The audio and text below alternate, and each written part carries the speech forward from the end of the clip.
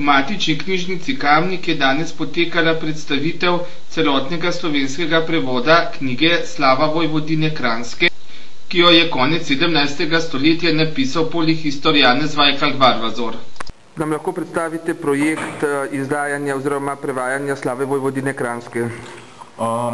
To je projekt prevoda temeljnega dela slovenskega naroda, ki bo trajal 5 let. Prva 4 leta bomo prevedli vsako leto po eno knjigo Slave Vojvodine Kranjske, 5. leto izide pa še 5. del, kjer bodo pa spremne študije in kazala. Zdaj prva knjiga je prevedena, je že na voljo v knjigarnah. Tako da projekt, ki bo trajal 5 let, ocenjena vrednost je pač nekje okoli milijon pa pol evrov bo šlo za to. Projekt, v katerem sodeluje 7-8 prevajalcev, pesniki, zgodovinarji, akademiki, v bistvu pa potem še kar pol Slovenije.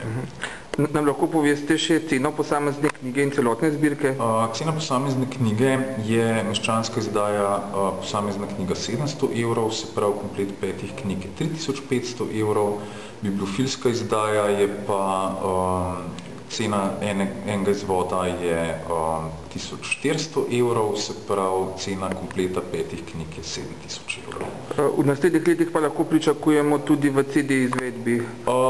Ne, zdaj v bistvu dokler ne bomo tega kompletno prevedli, pa verjetno tudi prodali, bo pač ta bibliofilska pa meščanska izdaja, potem zagotovo gremo nekoč še v ljudsko izdajo, čez dolg časa, nekoč bo pa jasno to zadeva tudi na CD-ju oziroma na internetu. In kaj pravi o načinu Valvazorjevega pisanja eden od prevajalcev?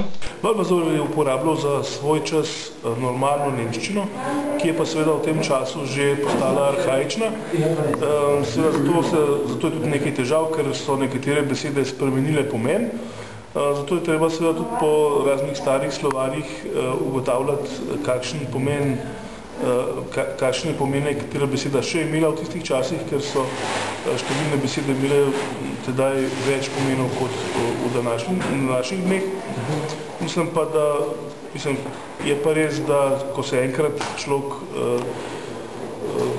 poglobil ta jezik, ko se v njem že počuti kot doma, potem je pravzaprav teh težav manj, ker konec koncev smo ugotovili, da je precej lažje prevajati večjo količino tega v manjšem času, kot pa da bi delali pravzaprav po 1 ali pa 2 strani na dan. Skratka, lažje je potem tako rekoč skočiti v vodo, skoraj da bi rekel, in da potem prevajamo, da se udomačimo v tem jeziku in se nam zdi pravzaprav potem že popolnoma normalen, čeprav je seveda od današnjega časa precej odmaknjen. Prevajate pa vse, recimo celoto, nič ne delate, recimo izbire, to bomo prevedali, to pa ne. Prevajamo celoto, vse seveda so za druge jezike drugi prevajalci, ker je vmes vključenih tudi nekaj latinskih besedil, tiste so sicer tukaj v izvirniku so povzeta, skratka ni točnega prevoda in je ta povzetek potem iz nemščine preveden v slovenščino, poleg tega pa na koncu knjige dodan še eksaktni prevod.